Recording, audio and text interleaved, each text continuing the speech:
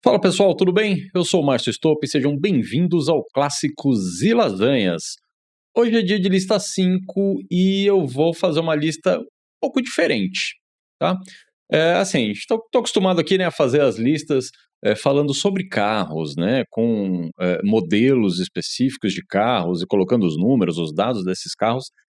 E é bem legal, mas eu tô querendo fazer um outro tipo de conteúdo também, tá? Então essa é a primeira lista neste novo formato. Depois digam aqui nos comentários se vocês curtem, deem sugestões de temas, enfim.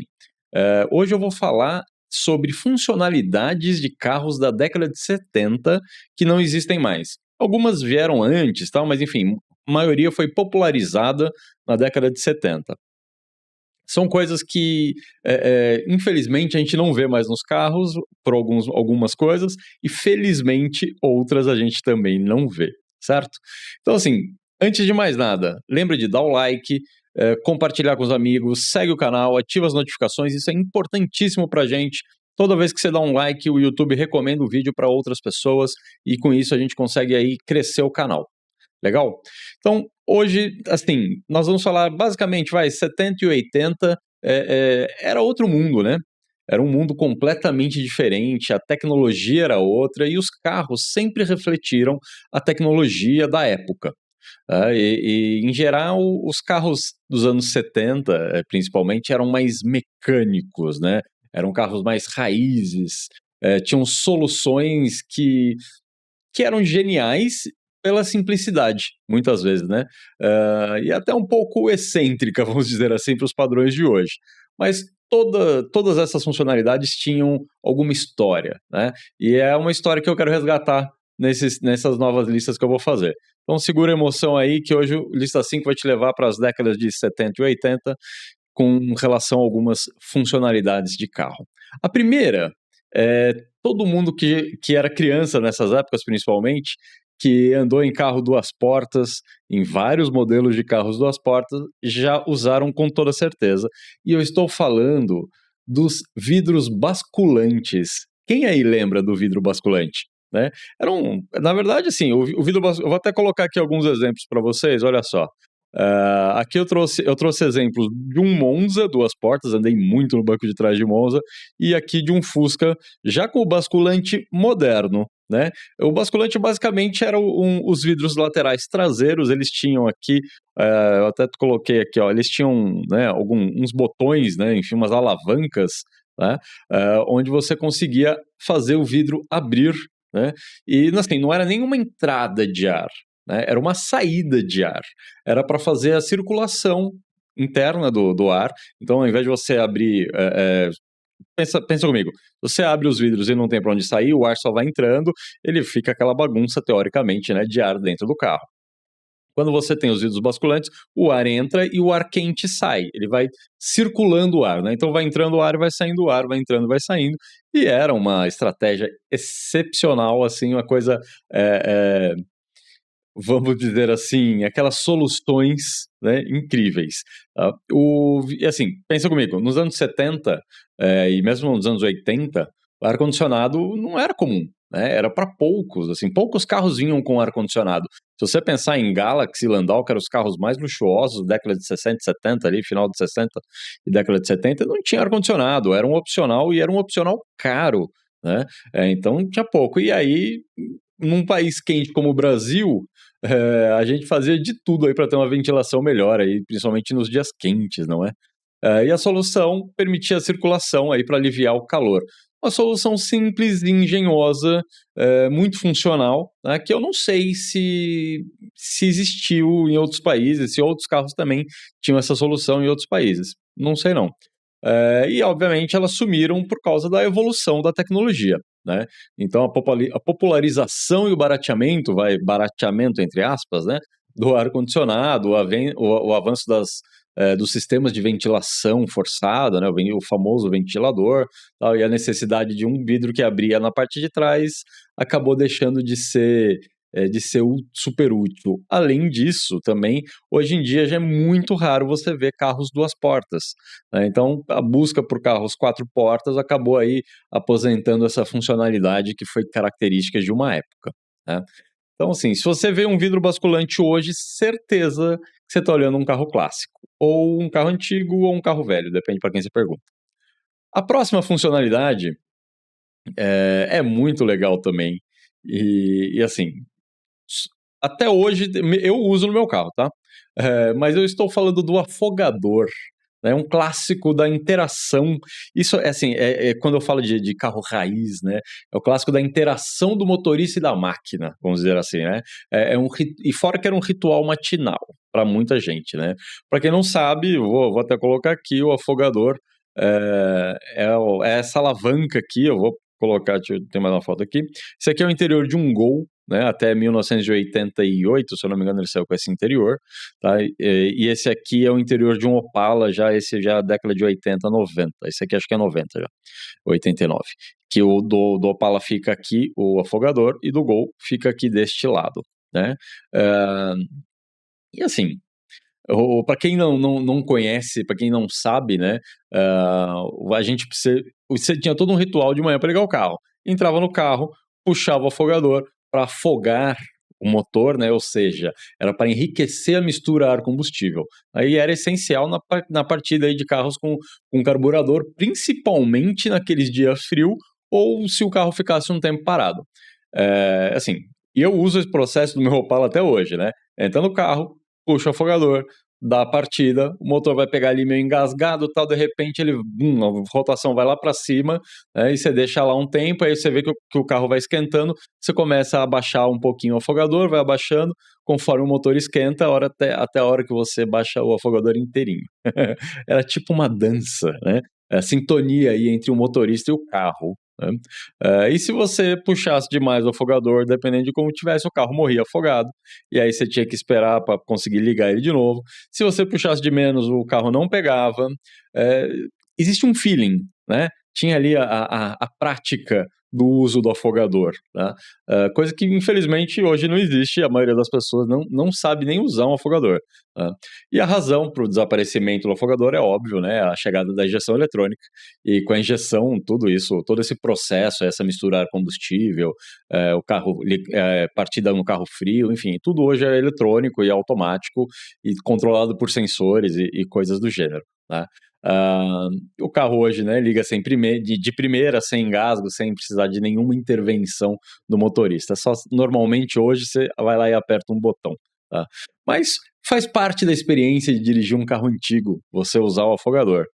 E eu lembro, até eu já citei em alguns vídeos aqui, contei um pouco melhor essa história até no vídeo vou deixar o card aqui em cima, no vídeo da Classical Lasanha da BMW.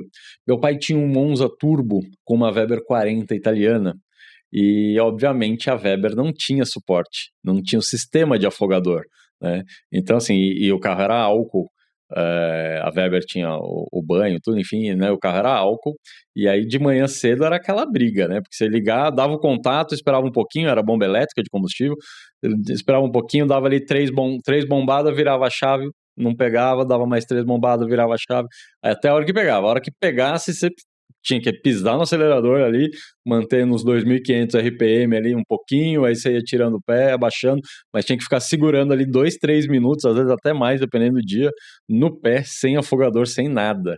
Era complexo.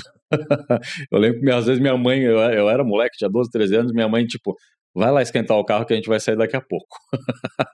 Aí a gente ia pra garagem, ligava o carro, ficava lá esquentando até ela aparecer. Mas enfim. Agora vamos falar de entretenimento dentro do carro, tá? E nada mais saudoso que um toca-fitas. Fala a verdade, né? E antes de eu começar de começar a falar aqui sobre toca-fitas, eu quero mandar um abraço para o César e para o Vinícius da Rádios Moca, que fica aqui em São Paulo. Eles restauram todo tipo de som de carro, vendem esses sons automotivos. O site deles é radiosmoca.com.br. Vou deixar aqui na descrição do vídeo, tá? Eles foram muito legais. Eu peguei algumas fotos aqui do site, mas eu estou preparando aí outras listas falando sobre som automotivo, sons que marcaram a época, e eles vão pegar essas imagens para mim. Enfim, vou fazer um bem bolado aqui com eles, vai ser um vídeo bem legal, um ou mais na verdade, né? Bem legais aí. Tá bom? Vou mostrar aqui já para vocês, olha só, peguei aqui 4 toca-fitas no site deles, E assim, gente, anos 70, né, toca-fitas era o auge da tecnologia de som automotivo, né? Antes disso era só rádio AM, FM quando tinha, vamos combinar, né? Teve o cassete, né, aquele grandão, tal, o cartucho, na verdade, né? Tinha o cartucho, tal, mas assim, vinham mais uns carros importados, né, dos Estados Unidos. E no Brasil, aí na década de 70, começou a se popularizar a fita cassete. E a gente podia levar os nossos mixtapes, né, as nossas músicas favoritas, gravadas em casa para qualquer lugar. Assim, a gente foi quando criamos a trilha sonora da vida, a trilha sonora da estrada, das viagens, né? E quem não lembra aí de ter que tirar a fita, virar e colocar no lado B, nos primeiros toca-fitas, ou depois a gente já teve ali os toca-fitas, eu até trouxe aí um carroceria, um Pioneer mais moderno, né, que era o auto reverse, ele girava para um lado e aí quando acabava esse lado ele girava para o outro lado e você ouvia a fita. Ou pior ainda, quem não teve um rádio velho, que não foi revisado pelo Rádios Moca, que comeu uma fita. Nossa, de repente você estava ouvindo e começava a ficar. Você apertava o eject com pré, a hora que você tirava a fita, ficava aquele pedaço de fita para dentro, você tentando soltar. Meu Deus do céu. E quem nunca rebobinou, pegou assim, ó, caneta Bic, enfiava ali e ficava. Enquanto você estava ouvindo uma fita, você ficava girando a outra para mudar, para rebobinar. Muitas vezes isso era para não gastar a pilha do Walkman, não é verdade? E aí, assim, outro dia eu tava conversando com meu filho, eu falei, filho, você não sabe qual é a sensação de você dar play hack para pegar aquela música que você tava querendo ouvir, e aí dá 5, 6, 10 segundos de música, entra o locutor falando, seja bem-vindo à rádio, não sei o quê. E você ficava pé da vida, xingava o locutor, porque você queria gravar a música, você não queria que o locutor entrasse. Aí as rádios até tinham, né, na época, alguns programas que eram sem intervalos comerciais, e aí o pessoal nem falava nada na música, que era exatamente pra galera gravar. Mas era muito legal. Era um drama, mas também fazia parte da diversão, não é verdade? E a qualidade de som, assim, não era comparável com o que a gente tem hoje, né, em termos de qualidade, mas era muito bom o som, era revolucionário para a época. E era a chance da gente poder levar a música que a gente queria ouvir, né? Não ficar só preso ao que estava tocando nas rádios, né? Não sei, você gravava e tinha caixas de fita, né? A gente deixava dentro do carro as caixas, você ia lá, trocava de fita, enfim, era muito legal, era muito bacana. E, obviamente, sumiu por causa da evolução da mídia, né? Dos formatos da mídia. Primeiro vinha do toca-fitas, primeiro eram os rádios, né? Eu tenho aqui, ó, um São Francisco, Rádio São Francisco, que estava no meu Opala, vou ativar ele aqui ainda, que ficava no meu Opala e assim, era só rádio, acabou, não tinha o que fazer, né? Depois você veio com os toca-fitas, aí o toca-fitas evoluiu para o CD, né? Que também era fantástico, mas pulava, os primeiros CDs pulavam, não tenho o que falar, no nosso asfalto, né? Talvez nos Estados Unidos, na Europa, eles não pulassem, mas no asfalto brasileiro, sim, eles pulavam, né? Mas tinha uma qualidade muito superior, né, e não engolia a fita. Mas riscava, às vezes o CD ficava travado lá dentro, dava alguns problemas também, né? Depois do CD vieram os MP3 players, lembram disso? Onde a gente plugava um pendrive ou os CDs, antes ainda do pendrive, né? Os MP3 players, a gente gravava o CD em casa e colocava lá para ouvir no carro. Enfim, tinha os CDs RW, né, que você gravava e regravava, enfim. Aí vieram os pendrives, os cartões de memória que você colocava ali no rádio. E hoje em dia a gente tem Bluetooth, streaming, Apple CarPlay, enfim, Android Auto e por aí vai, né? A música aí hoje está na nuvem, está no celular, em qualquer lugar, e o toca-fitas virou uma relíquia, né, que você hoje só vê num carro antigo, num carro clássico. Né? Mas tá aí, a nostalgia de ouvir uma fita cassete, assim, eu sou suspeito, né? Eu gosto de coisas antigas, dá para ver, né? Enfim, eu tenho alguns vinis aqui, eu tenho a minha vitrola tá aqui embaixo, enfim, eu gosto de música, adoro música, gosto de música antiga, não tenho um toca-fitas, mas eu pretendo ter ainda, com algumas fitas, obviamente, meus mixtapes. O próximo, o próximo item da nossa lista era muito comum realmente na década de 70, principalmente nos carros dos Estados Unidos, aquelas wagons de família e coisas do gênero. Tá? No Brasil nós tínhamos alguns carros com banco inteiriço, Pois é. Nós tínhamos, principalmente, né, tinham os Opalas 4 portas, saíam todos com o banco inteiriço na década de 70, com o câmbio na coluna. Depois, ali para o meio da década de 70, ali, acho que em 75 que começou com o cupê, e aí em 75 os 4 portas começaram a ter opção de banco separado com câmbio no assoalho. Tínhamos também, que mais? Veraneio, C10, D10, Maverick. Os Mavericks 4 portas também tinham banco inteiriço. Eu acho que a Rural tinha banco inteiriço. Enfim, vários carros tinham bancos inteiriços na época. E assim, esse aqui eu trouxe um Opala, né? Então dá para ver assim, o banco ele tem 3 cintos, né? Este é um com câmbio na coluna, tá? Aqui a visão traseira, né, de quem está atrás, aqui com o banco inteiriço.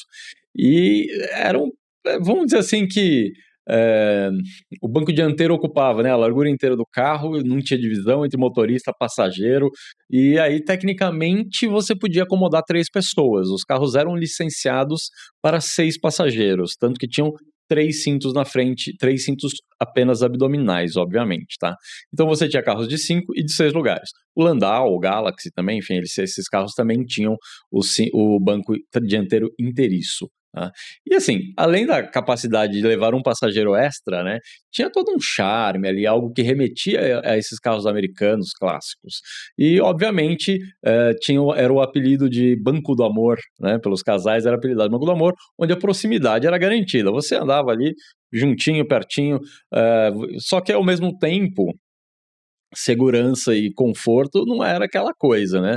Se você, por exemplo, pegar esses bancos de vinil, né, de corina ou de couro mesmo, dependendo do carro, se você fizesse uma curva mais rápida, você escorregava no banco, né? Se passasse um produto ali para limpar, você podia ficar sambando ali, escorregando em cima do banco. Então, obviamente, a segurança falou mais alto ali, com a obrigatoriedade dos cintos de segurança de 3 pontos, bem futuramente, né, necessidade de airbag, e a busca por uma ergonomia melhor. Bancos individuais acabaram se tornando o padrão, que são hoje, obviamente, né. A gente até vê em algumas caminhonetes ainda, caminhonete cabine simples, que é cada vez mais difícil de ter, mas algumas caminhonetes maiores, cabine simples ainda tem. As Rangers, por exemplo, ainda a versão XL, 97, 98, tudo era um banco inteiriço para 3 pessoas, mas era um banco semi-inteiriço, vamos dizer assim, né? Porque ele tem um apoio de braço central, que você levanta o apoio, ele vira o encosto de um banco para sentar no meio, tá? Mas, enfim, hoje os cintos individuais oferecem mais apoio lateral e eles são ajustáveis e ajustados, né, para cada um dos ocupantes, né? Lembrando que isso daqui, o encosto era uma coisa só, né? Puxar para frente e para trás ia tudo. Então, enfim, é nostálgico, mas não é prático, né? E muito menos seguro. Por isso que saiu de moda, vamos dizer assim, tá? O quinto item da nossa lista e último, eu acho demais. Eu gosto bastante. Tanto que eu trouxe aqui algumas fotos, inclusive do meu carro, e eu estou falando do quebra-vento, né? Conhecido como Ventarola em algumas regiões do Brasil e apelidado de ar-condicionado de pobre, né? Olha só, o quebra-vento, eu adoro quebra-vento, tá? Uso, né? Esse aqui, essas fotos, 3 da direita aqui azuis, é do meu carro. Eu tenho um Opala Coupé 83, né? Enfim, aqui até tem uma trava aqui, eu vacilei, né? Devia ter tirado a foto pegado uma foto de dentro. Eu peguei fotos que eu já tinha, mas ele tem uma trava aqui para fechar o quebra-vento, né? Para ninguém conseguir abrir. Assim, basicamente, acho que a maioria das pessoas sabem, só quem é muito novo não vai saber. Quebra-vento é esse vidrinho triangular aí que ficava no canto ali da porta, né, na ponta da porta, e ele pode ser aberto independente do vidro, né, então e ele vira assim, ele vira bastante, fica de frente pro motorista ou pro passageiro, e aí você recebe bastante vento, bastante ar, é bem legal, assim, um dia muito quente, ou se você vai pegar uma estrada, por exemplo, não quer abrir o vidro inteiro, você abre só ali, gira o quebra-vento. E nos anos 70, de novo, né, como já falei, o ar-condicionado era luxo, não tinha o que fazer, né? Quase nenhum carro tinha ar-condicionado, mas a maioria dos carros tinham o quebra-vento, que era a solução perfeita aí para ventilar o interior do carro nos dias mais quentes. Então você abria, direcionava o fluxo do ar, e aí você pode virar para você pode deixar ele meio aberto só para circular o ar, né? Ajuda bastante, é útil também para desembaçar o vidro num dia chuvoso ou num dia úmido, sem você ter que abrir ali e baixar o vidro inteiro, né? E ele desapareceu de novo por causa da tecnologia do ar-condicionado se tornando aí mais acessível, mais popular, muito mais eficiente, né? E aí tornou o quebra-vento um item obsoleto. Tiveram outras questões como a segurança, eu até falei, o meu eu tenho a trava, que você fecha a travinha, quando você sobe o vidro, você não consegue abrir o quebra-vento, né? Mas ainda assim você era obrigado a comprar uma trava extra, e os ladrões tinham ferramenta, tinha tudo de coisa que enfiava ali nas borrachas, conseguia abrir o quebra-vento, abriu o quebra-vento, o cara enfiava a mão e fazia o que queria com o seu carro, infelizmente, né? Também ele aberto afeta a aerodinâmica do veículo, aí tem os mimimi que aumenta o consumo do veículo, enfim, aumenta, mas é mínimo, né? Eu trouxe aqui as fotos, eu trouxe as fotos do meu carro e essas fotos são de um Landau, tá? E por quê? Porque eu adoro esse feature específico do Landau. Essas manivelas aqui, essas duas manivelas, são para abrir o quebra-vento. Então você vai girando, o quebra-vento você vai, né, virando a manivela, o quebra-vento vai abrindo e vai girando para o lado. Eu acho muito, muito, muito legal. Assim, é o luxo do luxo, né? Num carro que era assim o top de linha da época, né? E é isso aí, pessoal. Esse foi um Lista 5 um pouco diferente. Um Lista 5 de funcionalidades dos anos 70 que sumiram dos carros modernos, né? E é incrível, a tecnologia avança, transforma completamente a nossa experiência de dirigir, nossa experiência dentro do carro, o layout, né, o design dos carros, mas algumas coisas fazem falta. Eu hoje, no meu Corolla, eu abro o teto solar ao invés de abrir o quebra-vento. Mas eu gostaria de ter um quebra-vento, para falar bem a real. É algo que faz diferença. Se você, obviamente, não quer andar com o ar-condicionado ligado, né? Mas o ar-condicionado, nos dias de calor ou de chuva, é muito melhor. Mas aí, qual é a sua opinião? Fala para mim. Quais desses cinco itens você lembra aí de quando era criança, adolescente, enfim, você lembra mais de ter utilizado? Para mim, de verdade, quando criança eram os vidros basculantes, né, que eu usava tanto ali na Caravan do meu pai, depois no Monza, enfim, né? E obviamente os rádios que eu tive carro com toca-fitas. E é isso aí, pessoal. Lembra de dar o like, compartilha com os amigos, segue o canal. Eu sou o Márcio Estopa e a gente se vê no próximo vídeo. Vai sair agora quarta-feira, clássico ou lasanha do Passat. Na sexta-feira vai sair qual lasanha eu acho que eu vou começar uma lista. Eu vou começar um qual lasanha novo na próxima sexta-feira, ainda não vou dar spoiler. Deixa aí, vocês vão ficar sabendo na hora que eu publicar o vídeo. Mas é isso aí, pessoal. Deixa seus comentários aí no vídeo e até mais. Valeu!